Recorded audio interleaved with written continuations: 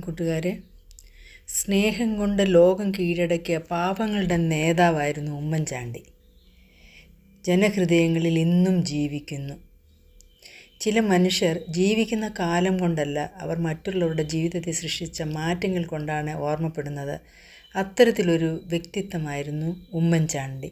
അദ്ദേഹം നമ്മെ വിട്ടുപോയിട്ട് ഇന്ന് 3 വർഷം തികയുന്നു. അദ്ദേഹത്തിൻ്റെ കുടുംബാംഗങ്ങൾ പങ്കുവയ്ക്കുന്ന ഓർമ്മകളിൽ ഏറ്റവും വേദനാജനകമായത് രാഷ്ട്രീയ ആരോപണങ്ങളുടെയും വ്യക്തിപരമായ വേട്ടയാടലുകളുടെയും ആഘാതമാണ്. പൊതുപ്രവർത്തനത്തിൻ്റെ ഭാഗമായി പല വിമർശനങ്ങളും അദ്ദേഹം നേരിട്ടെങ്കിലും ചിലർ തന്നെ തെറ്റിദ്ധരിച്ചുവെന്ന വേദന അദ്ദേഹത്തെ ഉള്ളിൽ ഏറെ തളർത്തിയിരുന്നു.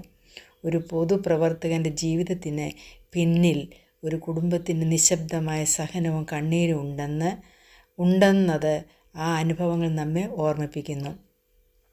ഉമ്മൻചാണ്ടിയെ വ്യത്യസ്തനാക്കിയത് അധികാരമല്ല, മനുഷ്യരോടുള്ള അടുപ്പമായിരുന്നു. ജനങ്ങൾക്കിടയിൽ ജീവിക്കാനും അവരുടെ പ്രശ്നങ്ങൾ കേൾക്കാനും അദ്ദേഹം ആഗ്രഹിച്ചു. ഏകാന്തത പോലും അദ്ദേഹത്തിന് അസഹ്യമായിരുന്നു എന്ന കുടുംബത്തിൻ്റെ ഓർമ്മകൾ ജനങ്ങളായിരുന്നു അദ്ദേഹത്തിൻ്റെ യഥാർത്ഥ ഊർജമെന്ന് തെളിയിക്കുന്നു.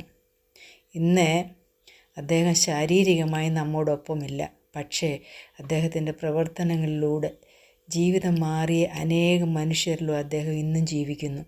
സഹായഹസ്തം നേടിയെത്തിയവരുടെ മുഖത്തെ പുഞ്ചിരിയിലും പ്രതീക്ഷ നഷ്ടപ്പെട്ടവർക്ക് നൽകിയ കരുതലിലും ജനസേവനത്തോടുള്ള അദ്ദേഹത്തിൻ്റെ ആത്മാർത്ഥത ഇന്നും നിറഞ്ഞു നിൽക്കുന്നു.